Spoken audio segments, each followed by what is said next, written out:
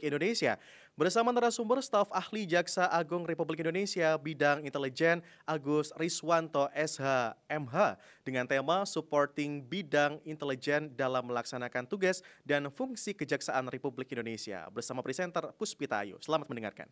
Jaksa menyapa berjalan bersama. Jaksa menyapa ada di tengah Anda. Sesaat lagi Anda mendengarkan dialog Jaksa Menyapa, kerjasama LPP RRI dengan Kejaksaan Republik Indonesia.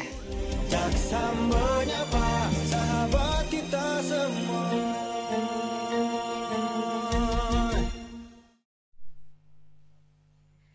Ya, pendengar, untuk mewujudkan penegakan hukum yang maksimal di Indonesia, Kejaksaan Agung Republik Indonesia tentu membutuhkan dukungan dari berbagai bidang, termasuk juga masukan-masukan serta data-data dari bidang intelijen. Seperti apa supporting bidang intelijen dalam melaksanakan tugas dan fungsi Kejaksaan Agung Republik Indonesia? Kami akan membahasnya dalam dialog Jaksa Menyapa hari ini. Sudah bersama dengan saya, staf ahli Jaksa Agung Republik Indonesia bidang intelijen, Bapak Agus Riswanto SH.MH. Anda juga dapat berinteraksi bersama kami. Telepon 0213844545 atau 0213866712, atau Anda juga bisa menyampaikan tanggapan pertanyaan Anda melalui WhatsApp kami di 081399399888 0813993998-nya 3 kali. Pak Agus, selamat siang. Bisa digunakan, Pak. Biar pendengarnya juga mendengar suara Pak Agus. Selamat siang para pendengar semua di seluruh Indonesia. Masih semangat meskipun kabarnya lagi sibuk nyusun masukan buat Jaksa Agung. Ini ya Pak, analisa kemarin soal Presiden marah, gitu. Jadi ternyata itu bidang intelijen juga sampai harus nyari data-data soal itu terus ya Pak ya. Yeah. Begitu ya. Nah, Pak, kalau bicara soal bidang intelijen, biasanya nih masyarakat termasuk saya juga pahamnya itu BIN, ya, yang punya intelijen. Lalu kemudian mungkin KPK, lalu kepolisian. Nah, kalau di Kejaksaan Agung sendiri sebenarnya perannya bidang intelijen ini dalam mendukung tugas-tugas dan fungsi kejaksaan seperti apa sih, Pak? Ya, terima kasih. Selamat siang para pendengar semua. Jadi di Kejaksaan itu sesuai tadi yang disampaikan Mbak Tata, ini jadi bukan hanya BIN. Jadi kalau kita melihat ke Undang-Undang 17/2011 bahwa penyelenggara intelijen negara itu adalah ada Badan Intelijen Negara, kemudian ada Intelijen Tentara Nasional Indonesia, Intelijen Kepolisian Negara Republik Indonesia, dan Intelijen Kejaksaan Republik Indonesia. Di samping ada Intelijen Kementerian Lembaga yang lain. Jadi masing-masing punya peran dan tugas pokok sendiri-sendiri sesuai tupoksinya. Di samping itu Kejaksaan sesuai dengan Undang-Undang Intelijen, kemudian ITE dan Telekomunikasi juga mempunyai kewenangan untuk memberikan dukungan intelijen kepada bidang-bidang di lingkungan intelijen. Iya, jadi itu ya dukungan itu. Nah, kalau misalnya begini Pak, bidang intelijen itu berarti memberikan masukannya, tadi supporting data-datanya itu langsung kepada Jaksa Agung atau per bidang-bidang. Misalnya begini, ke Jampitsus misalnya, atau ke bagian Pidumnya, atau seperti apa ininya? Jadi kalau setiap badan pengumpul di satuan intelijen itu dia akan mencari data, kemudian setiap hari, setiap saat memberikan informasi kepada usernya sesuai dengan Undang-Undang Kejaksaan, Undang-Undang 16/2004, yaitu Jaksa Agung.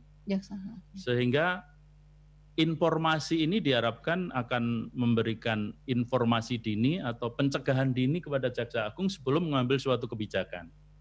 Sedangkan kalau nanti di bidang-bidang yang lain memerlukan, mereka akan melalui Jaksa Agung atau langsung ke Jaksa Agung Muda Intelijen sesuai koordinasinya dan bidang tugasnya untuk memohon dukungan masing-masing. Misalkan dalam penanganan pidana umum itu perlu bukti-bukti, misalkan dalam kejahatan yang perlu bukti-bukti forensik, itu kita bisa melakukan membantu untuk melakukan data-data yang diperlukan oleh jaksa dalam melakukan pembuktian di peradilan.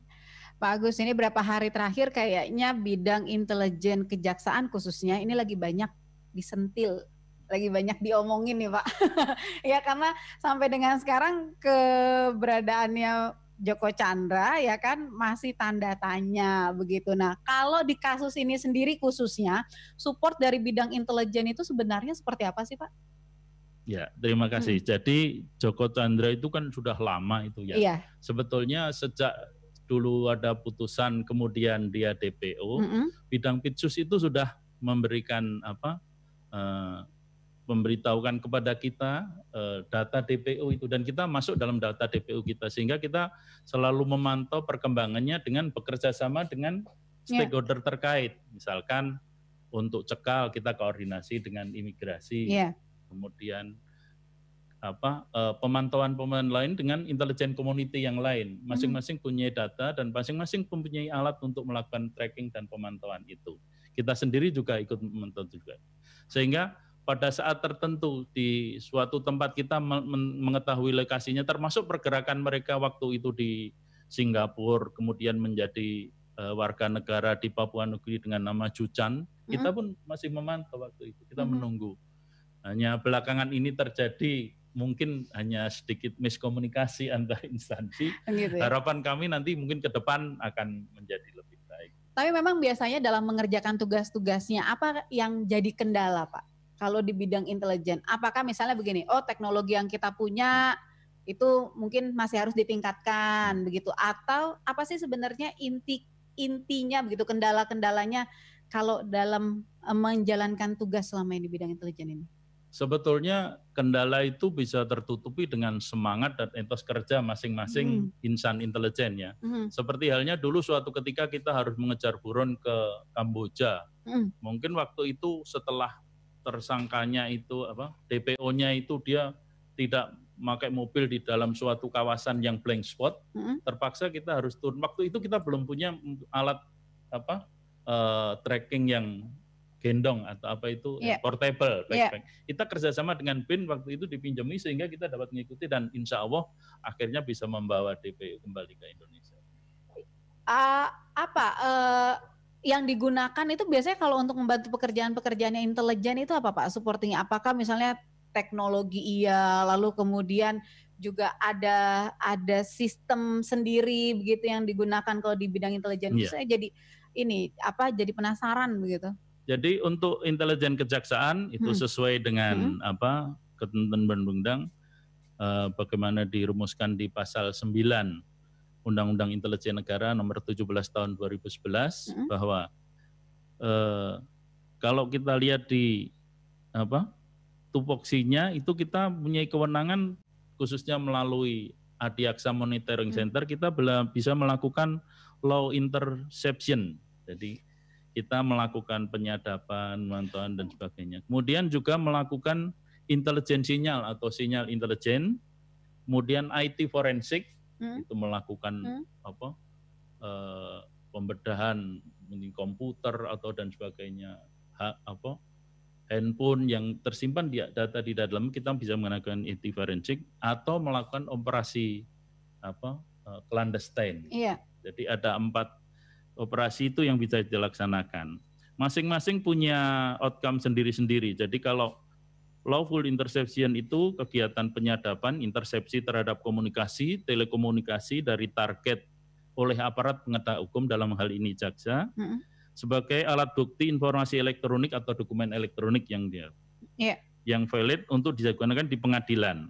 Outputnya yang kita peroleh nanti adalah bukti atau informasi atau setiap percakapan target operasi. Itu harus berdasarkan permintaan sebelumnya atau biasanya memang sudah punya target sendiri, Pak? Jadi biasanya kalau di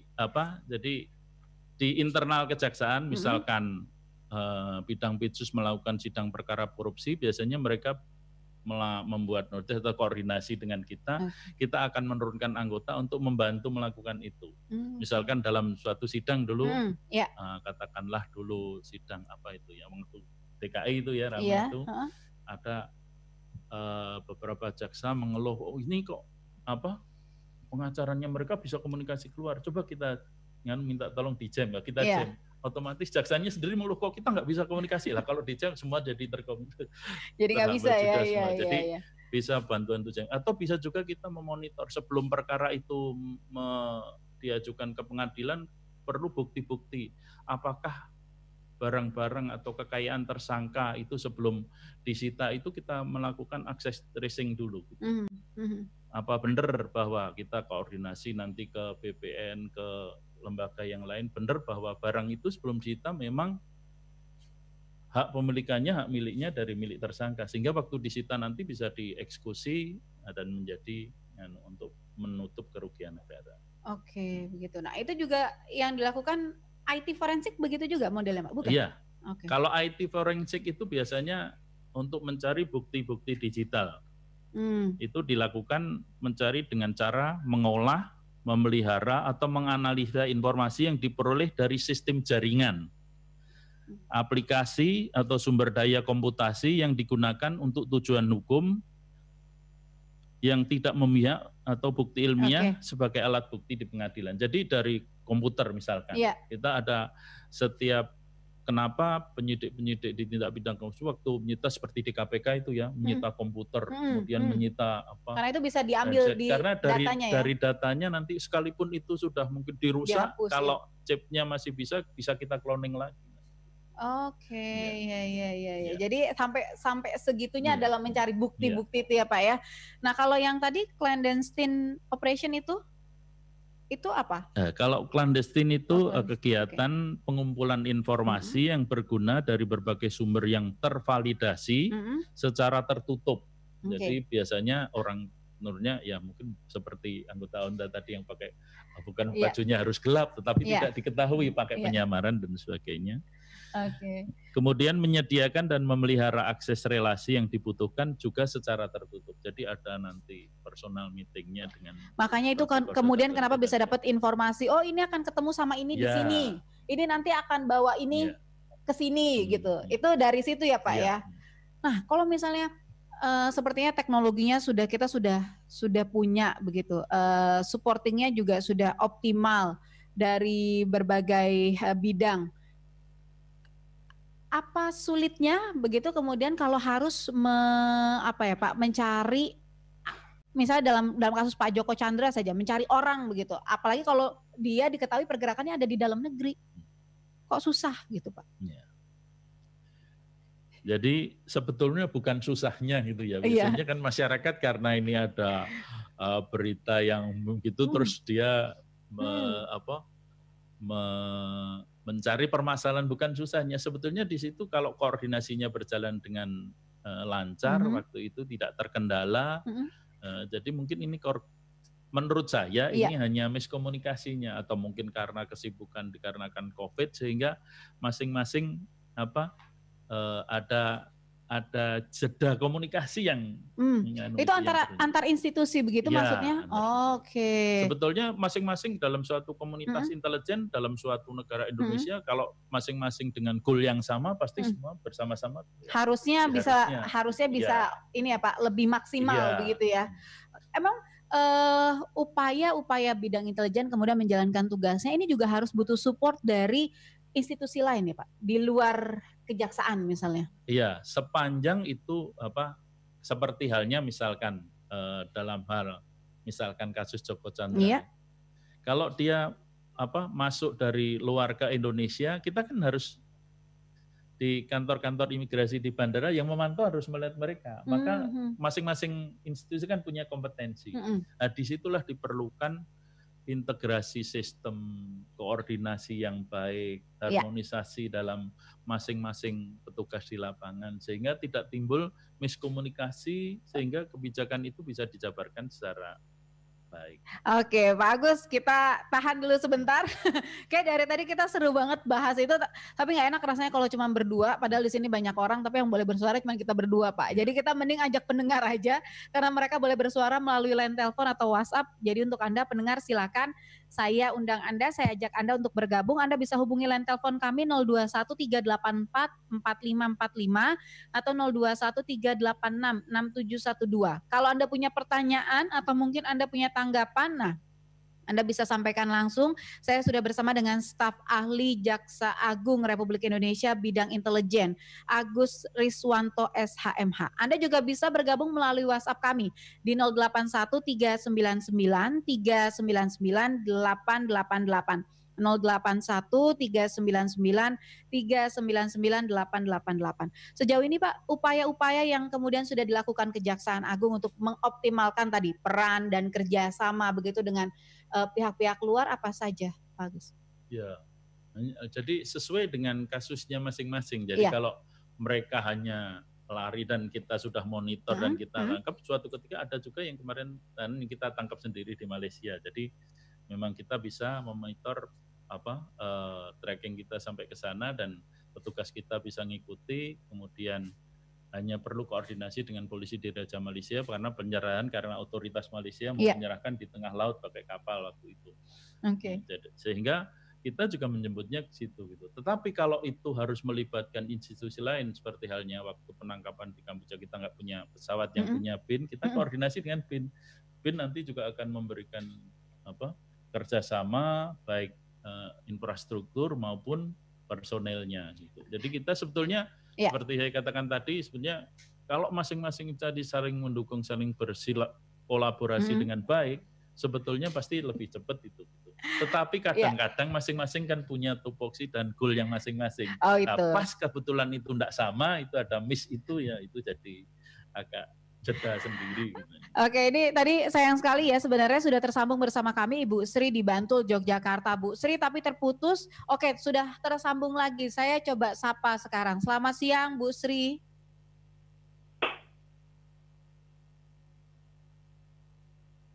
Halo.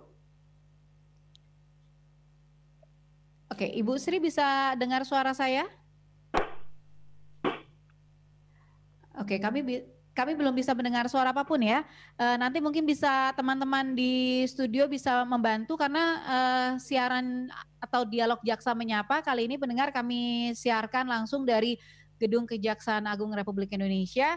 Jadi memang kalau untuk Anda yang ingin tersambung bersama kami melalui line telepon, ini juga bisa langsung hubungi sekarang 0213844545 atau 0213866712. WhatsApp yang bisa Anda gunakan untuk interaktif 0813993999 8-nya 3 kali. Saya coba sapa lagi dulu ya Ibu Sri di Bantul. Halo. Oh Bu Yanti, oke. Halo Bu Yanti. Ya, Mbak, ini Bu Yanti dari Klaten. Oke, Bu Yanti dari Klaten, silakan. Begini, kalau Indonesia itu memburu tersangka yang lari ke luar negeri, itu kita kan harus bekerja sama dengan Interpol. Nah, kalau bekerja sama dengan Interpol itu apakah ada biayanya? Begitu saja, terima kasih. Assalamualaikum.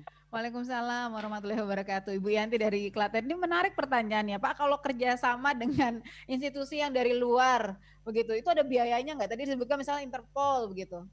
Jadi, terima kasih Bu Yanti. Selamat siang. Salam sejahtera. Kerjasama dengan Interpol, jadi nanti masing-masing setiap negara itu kan punya kepolisian. Jadi dia ada bidang. Kalau untuk Interpol di sini ada NCD di kepolisian, kantornya di di kantor kepolisian RI itu, mereka nanti yang dengan akan membuat red notice dan itu akan berlaku dengan Interpol di seluruh dunia. Jadi nanti yang kerjasama antar polisi mereka. Kita koordinasi dengan bersinergi dengan polisi di sini gitu. Jadi masing-masing polisi sudah punya sudah punya tupoksi masing-masing itu sesuai. Jadi khusus di bagian Interpol, jadi misalkan dari kepolisian negara lain minta tolong ke kepolisian di sini juga pasti nanti bagian Interpol sini akan bersinergi dengan lembaga-lembaga penegak hukum yang lain di sini yang sedang menangani. Misalkan ada suatu kejaksaan sedang menangani suatu kasus kemarin yang harus diekstradisi itu. Iya. Nah, itu pasti mungkin kalau kepolisian dari Amerika Serikat seperti kemarin yang ketemu di sini, dia akan koordinasi dengan kepolisian di Indonesia via Interpol, kemudian koordinasi dengan kejaksaan. Oke. Nah, nanti akan ditindaklanjuti sesuai dengan koordinasinya masing-masing gitu. Kerjasamanya itu sudah lintas negara ya Pak ya? Sudah tidak dalam bentuk mungkin kita bayar informasi dari mereka begitu, tidak ya? Oke, ini seperti halnya kalau kita lihat pemberitaan kemarin barusan kita berhasil membawa pulang Maria Lumowa. Yes, betul. Itu bukan karena bayar, karena kemarin otoritas Serbia kita mendapat bantuan juga di Indonesia, sehingga berdasarkan asas reciprositas kan, asas timbal balik, mereka pun Membantu. sekalipun belum ada perjanjian ekstradisi dengan kita, toh kita dibantu untuk menangkap Maria Lumowa, dan saat ini mungkin siang ini masih menjadi berita kan. Iya betul, karena tadi baru sampai Pak, iya, baru begitu sampai di Indonesia, di tanah air. Tapi yang jelas begini, biasanya kalau untuk kerjasama dengan negara lain begitu, itu kendala yang paling susah apa? Apa misalnya terletak di pada saat dia tidak memiliki kebutuhan ya dari Indonesia itu lebih sulit, atau apa Pak biasanya yang jadi kendala? Kalau mereka tidak ada hubungan kerjasama atau dan sebagainya, memang itu perlu kita diplomasi internasional, mungkin melalui Departemen Luar Negeri gitu ya. Bisa awalnya seperti misalkan kasus-kasus kemarin juga kita berhasil membawa pulang kasus calon terpidana mati TKI kita gitu kan. Itu biasanya Deplu yang dia leading sektornya. Jadi kita bersama-sama, jadi sesuai dengan bidang tugas dan tupoksinya bersama-sama atas nama Indonesia untuk berhasilkan melakukan lobby tingkat internasional. Oke, baik Pak Agus. Ibu Sri di Bantul ini kembali mencoba. Saya sapa lagi. Halo Bu Sri. Halo. Semangat siang Mbak Puspa Ayu. Selamat siang. Silakan Bu. Iya. Terima kasih. Assalamualaikum warahmatullahi wabarakatuh. Yang terhormat Bapak Agus. Iya. Monggo, ada 2 pertanyaan Pak Agus. 1, untuk penangkapan pelaku atau terpidana itu kok membutuhkan waktu sampai 11 tahun, 13 tahun, bahkan lebih kadang-kadang itu. Padahal juga tidak mungkin ya ada kerjasama dengan aparat penegak hukum. Itu bagaimana ya Bapak? Yang kedua, saya sering mendengar kabar bahwa orang yang terpidana itu masih bisa jalan-jalan di luar, nonton konser dengan sudah berubah wajah, berubah performance, dan bahkan sampai ke luar negeri. Itu kan tidak betul ya Pak ya kalau pembiaran. Tetap semangat Pak Agus, sukses selalu, merdeka. Terima kasih Bu Sri dibantu. Pak, penangkapan tersangka kok butuh waktu lama banget. Kenapa? Iya, terima kasih Bu Sri. Pertanyaannya bagus sekali ini. Iya. Ya, kenapa penangkapan tersangka? Ya sesuai dengan kepiawaian gitu ya. Jadi kalau kemarin Benyamin Saiman itu menyampaikan itu seperti belut yang gitu ya. Jadi dia memang piawai dalam arti bukan karena dia punya fasilitas, dia juga punya koneksi, dia punya jejaring yang panjang gitu. Jadi kita belum nangkep aja dia udah tahu informasi Bu gitu. Besok kalau datang mau ditangkap dia udah tahu duluan gitu.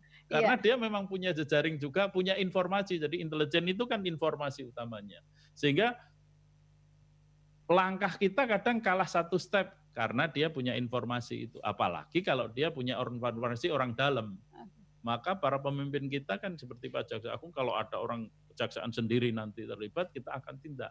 Tapi itu tidak semudah itu kan pasti gitu. Jadi kita harus melakukan investigasi ke dalam juga gitu.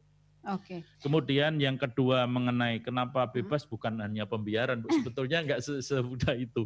Kita sendiri sebagai penegak hukum punya tugas setiap mereka yang melakukan pidana untuk menciptakan keadilan masyarakat maupun kesejahteraan maupun ketentraman dan ketertiban harus menerima hukuman yang setimpal. Tetapi di di dalam implementasi pembuktian itu tidak serta-merta kan. Pada umumnya mereka yang melakukan kejahatan yang susah dibuktikan, yang sering melanggar itu karena dia punya fasilitas gitu. Baik dari infrastruktur maupun networking-nya, sehingga dia bisa menyimpangi hal-hal yang kalau orang lain yang tersangka itu seperti penjahat pada umumnya itu kenapa kok gampang? Karena dia begitu ditangkap langsung ngaku gitu. Tidak punya fasilitas yang lain. Ini bedanya Bu ya, saya kira Ibu sendiri sebenarnya udah tahunya sekitar. Saya sebenarnya Pak Agus nanti mau bertanya soal networking dan fasilitas ini. Tapi nanti dulu karena sudah ada pendengar yang menanti, sudah ada 2 orang. Saya sapa dulu Pak Andi di Kalimantan Tengah dan Pak Lulu di Bogor. Saya sapa Pak Andi terlebih dahulu. Halo Pak Andi. Selamat siang, Pak Tiga. Iya, selamat siang. Silakan langsung siang. pertanyaannya Pak Andi. Ya, saya ingin bertanya nih, bagaimana peran kejaksaan di masing-masing daerah gitu. Kita kan ada 34 provinsi ya. Jadi apakah bidang intelijen ini ada di masing-masing provinsi gitu? Ya mungkin barangkali ada kasus-kasus kayak korupsi kayak gitu. Jadi apakah bisa ditangani dengan perwakilannya di masing-masing daerah gitu? Oke. Gitu aja. Baik, iya. Terima kasih Pak Andi di Kalimantan Tengah. Selanjutnya Pak Lulu di Bogor. Halo Pak Lulu. Halo. Iya, halo. Silakan langsung Pak Lulu ya pertanyaannya. Halo. Iya, halo Pak Lulu. Silakan, kami sudah mendengar suara Bapak, jadi bisa langsung disampaikan pertanyaannya. Halo. Iya Pak Lulu. Iya baik, kita tahan dulu Pak Lulu ya. Mungkin teman-teman di studio di Gatekeeper bisa membantu ini Pak Lulu untuk bisa menyampaikan pertanyaannya. Tapi tadi ada pertanyaan dari Pak Andi. Mungkin Pak Agus bisa jawab dulu Pak. Terima kasih Pak Andi, selamat siang. Jadi di setiap Kejari, Kejati itu semua ada bidang intel. Jadi setiap Kejari itu ada bidang pidana khusus, pidana umum, intelijen, perdata, dan tata usaha negara. Jadi mereka punya tugas sama seperti itu yang kita laksanakan gitu. Sehingga kalau Bapak mau punya data mengenai tindak pidana korupsi bisa buat laporan kepada mereka. Nanti harus koordinasi tidak sih Pak tetap dengan pusat begitu? Ya, kalau mereka melaksanakan sudah mempunyai data dan bisa melakukan pengumpulan data sendiri dan bisa terpenuhi dan tindak pidana khususnya misalnya kasus korupsi dan mereka bisa melakukan penyidikan sudah cukup, nggak usah nanti kita tinggal menerima laporannya aja dari daerah penanganannya. Oke. Nah itu juga masing-masing kejaksaan tinggi ya berarti ya punya ya. Kejari ada, Kejari ada, Kejati ada. Kecuali kalau mereka nanti butuh, wah ini ada tersangkanya yang DPO atau di luar jangkauan kita perlu bantuan monitoring, kita bisa bersurat ke pusat, nanti Adiaksa Monitoring Center akan memantau juga mereka atau mengirimkan anggota ke sana untuk melacak. Oke, baik. Itu jawaban-jawaban dari Pak Agus. Saya nanti masih undang Anda lagi pendengar ya untuk bergabung melalui line telepon. Nanti juga saya akan coba bacakan WhatsApp yang sudah masuk ke nomor Pro 3 di 081399399888.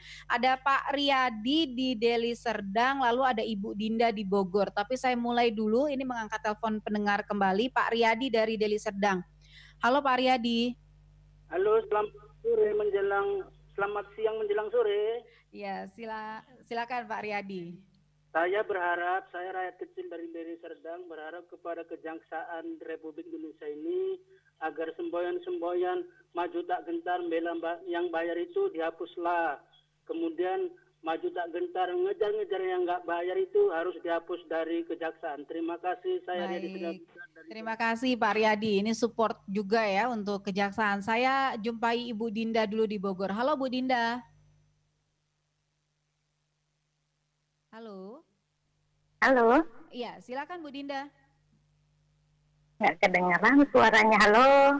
Iya, halo. Silakan Bu Dinda. Kami sudah bisa mendengar suara Bu Dinda dengan baik ini. Langsung saja pertanyaannya, Bu.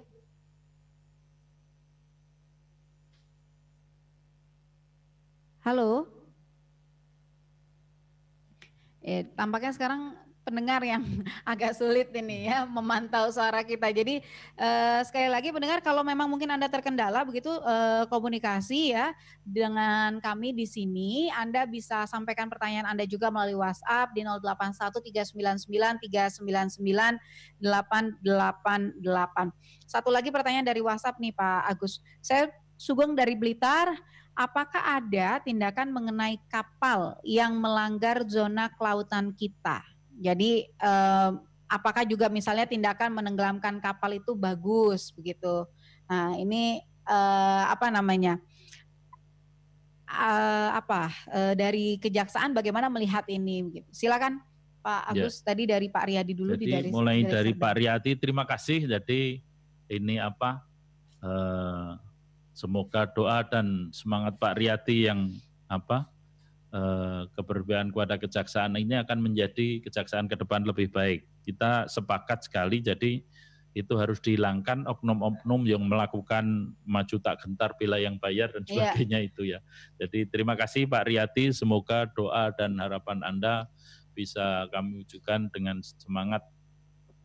Ini ada hubungannya tidak sih Pak dengan tadi networking dan fasilitas yang tadi sempat Pak Agus singgung gitu?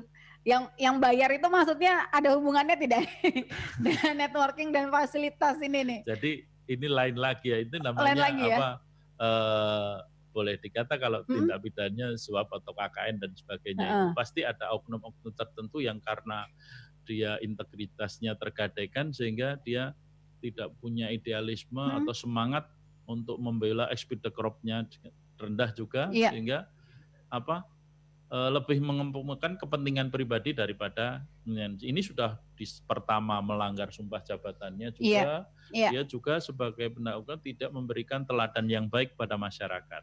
Oke. Tapi kalau networking dan fasilitas ini lebih karena mungkin dia punya backingan. Ya.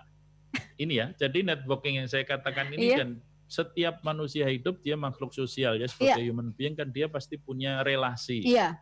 Setiap orang status sosialnya semakin meningkat, dia punya relasi yang lebih. Semakin misalkan tinggi, dia pengusaha, gitu ya? Dia kan punya networking dengan merchant-merchant. Besar begitu ya Pak? Tidak menutup kemungkinan dia sering berhubungan dengan pihak-pihak penegak hukum, dengan aparat juga.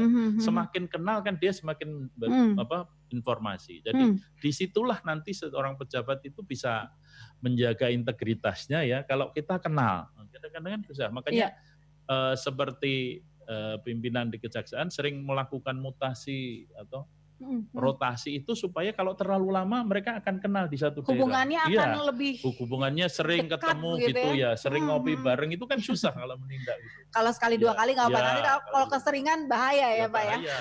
Termasuk tadi diminta nomor telepon bahaya juga itu nanti kalau tidak hubungan. Baik. Oke, kita sudah kembali ada Bu Dinda lagi nih dari tadi yang Blitar tadi. Dari Pak Sugeng di Blitar. Jadi kalau Pak Sugeng tadi, jadi kalau itu masalah kapal biasanya tergantung dia melanggar apa. Jadi kalau dia wilayah teritorial itu ada pengawal pantai atau Coast Guard gitu ya, seragamnya beda. Tapi kalau dia menangkap ikan seperti yang ilegal atau mungkin menggunakan kapal yang ilegal, nanti ada penyidiknya sendiri dari kelautan gitu. Jadi, di situ nanti ketika itu menjadi suatu perkara setelah pemberkasan, baru koordinasi dengan kejaksaan untuk penyidangannya. Oke, baik. Kita sapa Bu Dinda, sudah bergabung kembali. Halo Bu Dinda. Selamat siang Mbak Tata. Iya, silakan Bu Dinda. Selamat siang Pak Agus. Selamat siang Bu Dinda. Mohon maaf tadi suara Mbak Tata menyapa jadi nggak kedengaran. Iya, silakan Ibu. Oke. Selamat siang Pak Agus. Ada dua hal yang kepingin saya tahu nih Pak Agus. Yang satu yang baru kembali dari Serbia. 13 tahun ya. Lalu apakah nanti dalam hal pengusutannya begitu ada hubungannya dengan status kewarganegaraannya yang kalau nggak salah kewarganegaraan Belanda saat ini. Itu yang pertama. Yang kedua yang mengurus KTP hanya 30 menit. Kenapa intelijen beliau itu bisa lebih canggih dan tanpa diketahui oleh siapapun.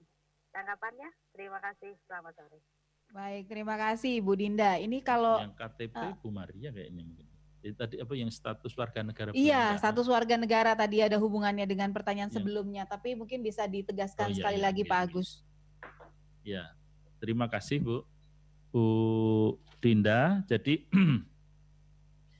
yang berkaitan dengan kewarganegaraan kemarin kalau kemarin malam di Indonesia Layar Cup ya, itu kan dibahas juga itu baik keterangan dari Dukcapil maupun dari imigrasi. Jadi sudah dijelaskan di situ berbagai hal dan efeknya. Jadi untuk efek kewarganegaraan itu nanti berkaitan dengan kompetensi dari itu sudah ada regulasinya sendiri oleh Kementerian Dalam Negeri khususnya Dirjen di Dukcapil gitu. Sedangkan mengurus KTP cepat itu dari Dirjen Dukcapil sendiri juga menjawab waktu itu kenapa bisa cepat. Waktu itu yang saya dengar di Indonesia Layar Cup, beliau menjawab bahwa pada saat itu setelah medio Maret sampai Mei itu Mendagri minta ke Menteri Keuangan disediakan belangkonya tersedia. Kemudian menurut beliau bahwa input data itu kalau 1 jam lebih itu wajar karena ada yang selesai 1 jam gitu. Yang menjadi pertanyaan saya baca di media sekarang ini kok sekarang malah tambah susah itu. Jadi saya tidak dalam kompetensi untuk menjawab itu yang tahu Bu. Tapi Pak Agus tadi Bu, yang menariknya Bu Dinda tuh sempat ngomong begini, kok bisa intelnya kita malah justru nggak tahu ya Pak, dia mau bikin KTP lagi gitu. Nah ini gimana kok bisa sampai kita yang nggak tahu gitu? Bukan intelnya nggak tahu karena networkingnya dia kelewat banyak gitu Bu. Jadi itu ya. Jadi kita belum koordinasi dengan Dukcapil, dia malah sudah ngurus KTP gitu ya. Kita seperti kita ke imigrasi gitu, dia malah sudah buat paspor gitu. Jadi setelah kita koordinasi mereka lebih. Jadi seperti saya katakan dari awal tadi karena itu miskomunikasi di antara kalau goalnya itu sama setiap institusi pasti semua itu segera akan terselesaikan. Tetapi karena masing-masing punya kesibukan yang lain goal ini sehingga insya Allah setelah nanti bahkan kalau saya berita di media itu Menko Polhukam mau mengumpulkan Jaksa Agung, Kapolri, Mendagri sama Menkumham. Semoga hal-hal yang ini miskomunikasi tidak terjadi lagi ke depannya. Baik. Terima kasih. Baik Pak Agus, ini sudah ada yang bergabung lagi melalui line telepon kita. Coba terima dulu satu line telepon sebelum nanti kita break ya. Ada Pak Aswardi di Bekasi. Halo Pak Aswardi. Terima kasih, selamat sore Mbak. Selamat sore, silakan. Pak Agus, selamat sore. Selamat sore Pak Aswardi. Terima kasih Bapak sudah talk show sore hari ini. Ini saya perhalus kalimatnya karena saya nggak mau ini ya Pak ya. Yang pertama tadi kan Bapak sampaikan di awal karena terlalu banyaknya Pak hubungan antar manusia begitu ya Pak ya, lintas profesi gitu. Kedepannya dimungkinkan nggak Pak karena case-case yang sudah ada ini dengan kebetulan dengan jajaran Bapak juga begitu yang biar dibuat semacam kayak kalau yang lain-lain itu tidak memberi barang itu Mbak Tata namanya Pak Agus tidak memberikan barang kepada pihak ini bentuk tanda terima kasih barang itu tidak memberikan gratifikasi gratifikasi itu kan barang. Nah boleh nggak ke depannya itu tidak boleh menjalin hubungan dengan profesi ini begitu di bidang Bapak sehingga nanti tidak ada konflik of interest itu begitu sehingga maksudnya aturannya begitu ya Pak ya? Iya aturan undang-undangnya walaupun nanti itu Pak harus mengubah undang-undang lagi berat panjang gitu kan paling bahasanya begitu. Selain itu apa Pak maksud saya gitu selain merubah undang-undang itu sama satu lagi apakah benar hanya urusannya networking saja Pak? Kalau mohon maaf satu lagi adalah dalam tanda kutip amunisi para pelaku itu biasanya kan satu lagi yang tinggal transfer, tinggal apa. Nah kalau urusan seperti itu bagaimana membuat sistemnya Pak? Kalau kita bicara harus mempunyai ini profesional diri, tapi kan kalau udah urusan dengan yang bisa ditransfer itu kan memang agak susah, itu kan manusiawi sekali dalam tanda kutip ya kan. Bagaimana biar urusan itu enggak walaupun dibilang income-nya sudah besar, tapi kan kalah besar sama yang urusan amunisi itu. Iya. Nah, kira-kira bagaimana Bapak? Mungkin Baik, itu aja terima dulu. kasih. Terima kasih, selamat sore. Pak Suwardi. Ya, terima kasih Pak Suwardi. Pertanyaannya Pak Agus itu ditahan dulu jawabannya. Nanti boleh disampaikan Pak setelah kita jeda. Jadi jangan kemana-mana pendengar, Dialog Jaksa Menyapa akan kembali lagi selepas informasi yang berikut ini. Kilas Berita. Presiden Joko Widodo meninjau lokasi pengembangan food estate atau lumbung pangan nasional dalam kunjungan kerja ke Provinsi Kalimantan Tengah hari ini. Lokasi pertama yang ditinjau Presiden untuk menjadi daerah yang diharapkan menjadi lumbung pangan baru di luar Jawa adalah terletak di Desa Bentuk Jaya, Kecamatan Dahahub, Kabupaten Kapuas. Dalam kesempatan itu, Kepala Negara juga tampak menerima pemaparan yang dipandu oleh Menteri Pertanian Syahrul Yassin Limpo untuk kemudian meninjau lahan-lahan yang akan menjadi lumbung pangan nasional di daerah tersebut. Selengkapnya pendengar bisa Anda akses di rri.co.id. Indonesia Menyapa. Ya, terima kasih untuk Anda pendengar yang masih bersama kami di Pro 3 RRI. Saya lanjutkan dialog Jaksa Menyapa kita siang hari ini. Saya masih bersama dengan staf ahli Jaksa Agung bidang intelijen, Pak Agus Riswanto. Kami membahas supporting bidang intelijen dalam melaksanakan tugas dan fungsi kejaksaan. Tadi sudah ada penanya, Pak Suwardi di Bekasi. Jawabannya tadi juga sudah dikumpulkan oleh Pak Agus. Tapi sebelumnya kita sapa lagi Pak penelpon ya, Pak Rubin di Brebes. Halo Pak Rubin. Selamat siang Mbak. Iya, selamat siang. Silakan Selamat Pak siang, Rubin pertanyaannya. Agus, ini masalah perjanjian ekstradisi, apakah dengan semua negara di dunia ini mengadakan apa tidak? Terutama dengan negara ASEAN, apakah kiranya ada perjanjian ekstradisi? Karena konon kabarnya setiap penjahat masuk Singapura, begitu ke sana hilang. Apa dengan Singapura juga tidak ada perjanjian kontradiksi? Mohon penjelasan, matur nuwun. Baik, terima kasih Pak Rubin di Brebes. Silakan Pak Agus, dua pertanyaan Pak Suwardi dulu mungkin bisa dijawab. Terima kasih. Pertama Pak Suwardi, selamat siang. Jadi bagus sekali pertanyaan Pak Suwardi. Jadi sebetulnya itu gratifikasi itu sudah dari dulu Pak dilarang. Sampai sekarang pun dilarang. Bahkan beberapa yang mereka terbukti, mungkin Bapak kemarin beberapa saat lalu menerima, ada jaksa yang kita tangkap sendiri itu yang di DKI kalau nggak salah itu. Iya. Itu pejabatnya. Karena menerima sesuatu, membantu dan memberikan fasilitas dan sebagainya. Jadi itu memang sebenarnya dilarang. Jadi dua-duanya pertanyaan itu sebenarnya hanya satu kembalinya kepada masing-masing integritas personel masing-masing itu. Kalau dia integritasnya baik, dia tidak akan mudah tergoda gitu. Bahwa apalagi kalau dia dengan disertai modal keagamaannya yang baik. Karena sesuatu itu hanya kita di dunia itu kan hanya sementara. Ya. Setiap yang perbuatan yang kita laksanakan pasti akan mendapatkan balasan di kemudian hari. Oleh karena itu kalau orang sudah takut dengan nilai-nilai keagamaannya dengan integritas yang baik, dia tidak akan tergoda. Tetapi ada di antara oknum dimanapun itu pasti ada yang dia hanya memikirkan kepentingannya sesaat untuk pribadi. Ya itu yang tidak bisa kita nganu dimanapun itu ada Pak. Dan sampai sekarang pun kita Bapak mesti sering menerima berita banyak terjadi hal-hal yang demikian. Jadi sebenarnya Pak kalau bicara soal tadi membatasi misalnya begitu hubungan begitu ya antara misalnya begini personil kejaksaan begitu kan jaksa misalnya dengan siapapun begitu, itu memungkinkan tidak sih dibuat aturan itu? Jadi memang aturannya sudah ada. Jadi setiap jaksa kalau dia sedang melakukan tugas, misalkan saya sebagai penyidik tidak boleh kita berhubungan dengan terperiksa atau keluarga terperiksa. Gitu. Itu sudah memang aturannya begitu. Kalau dia bahkan di dalam peradilan pun kalau kita ada hubungan keluarga kita harus hakim pun harus mengundurkan diri gitu. Oke, jadi memang sebenarnya aturannya sudah ada, tapi kembali lagi ke pribadi personilnya masing-masing ini kemudian melaksanakan aturan itu atau tidak, begitu ya Pak ya?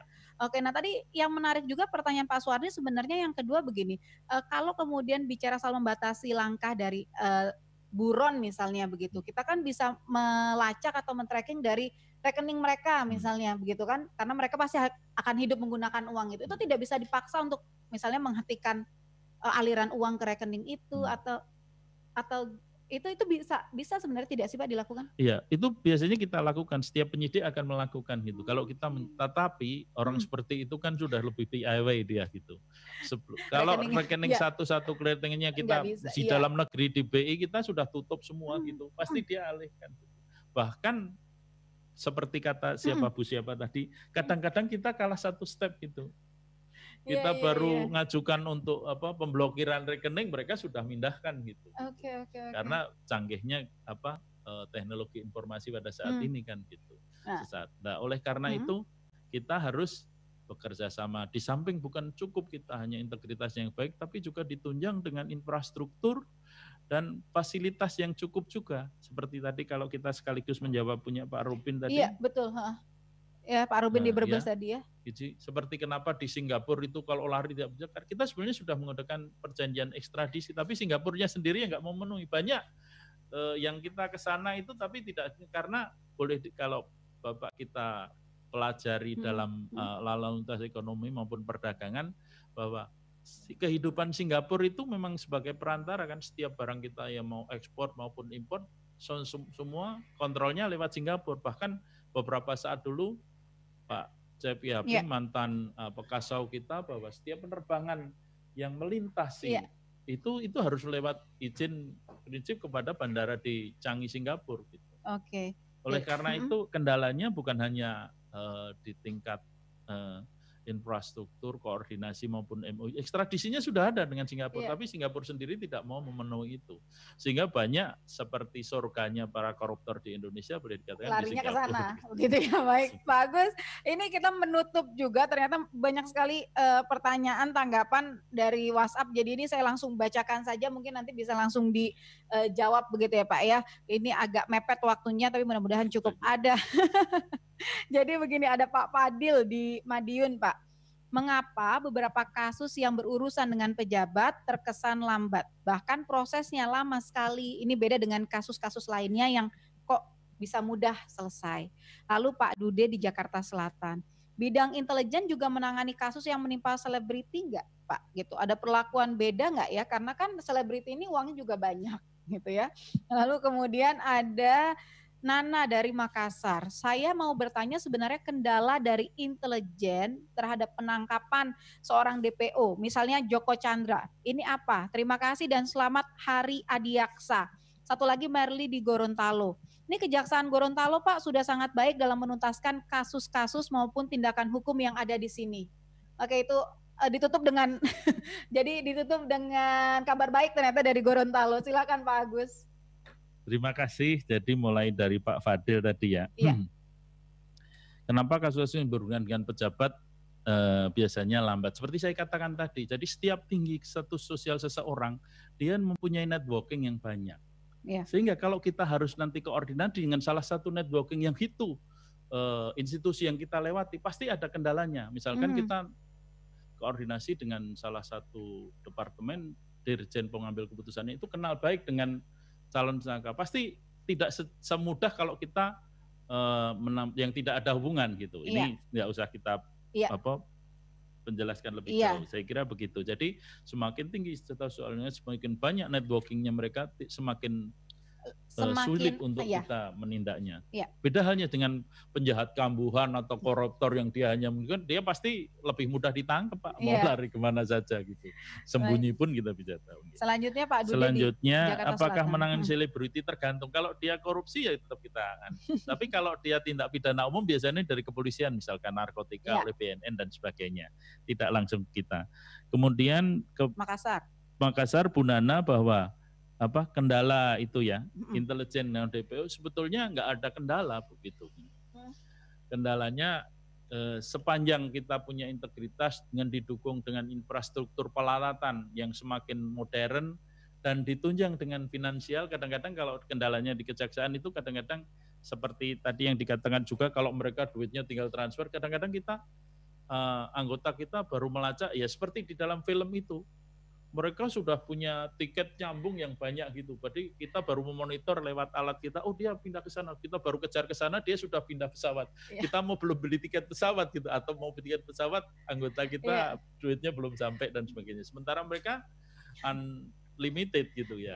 Itu kendalanya di lapangan. Tapi semua itu terpulang pada kadang tanpa alat pun tanpa duit pun yang banyak, teman-teman itu dengan semangat. Ada anggota kami yang di AMC ini dengan mereka umusnya para sandemen itu tanpa senjata, tanpa dia hanya satu alat tracking saja dia bisa monitor dan menangkap dengan cepat dan gitu ya? Tidak mudah Jadi mungkin harus meniru James Bond, Pak. Iya.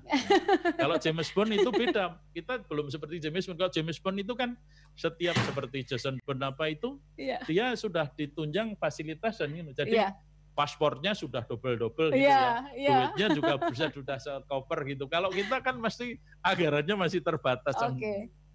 Gajinya juga banyak yang tertunda. Apalagi COVID ini ya Pak ya, Agus ya. Baik Pak Agus, terima kasih Pak Agus sudah bersama dengan kami di dialog kali ini, menyenangkan sekali. Tapi saya memang nggak mau tahu lebih banyak Pak, karena serem kayaknya kalau tahu lebih banyak ya. Mudah-mudahan kita punya kesempatan lagi untuk berbincang-bincang di lain waktu. Terima kasih juga untuk Anda pendengar yang sudah berpartisipasi, berinteraksi langsung bersama kami dalam dialog Jaksa Menyapa kali ini. Jangan lupa Anda bisa mengikuti dialog Jaksa Menyapa di kesempatan berikutnya. Tetap bersama kami di Pro 3 RRI. Saya Puspita Ayu pamit undur diri. Terima kasih dan sampai jumpa. Jaksa Menyapa berjalan bersama. Jaksa Menyapa ada di tengah Anda. Anda baru saja mendengarkan dialog Jaksa Menyapa, kerjasama LPP RRI dengan Kejaksaan Republik Indonesia. Jaksa Menyapa.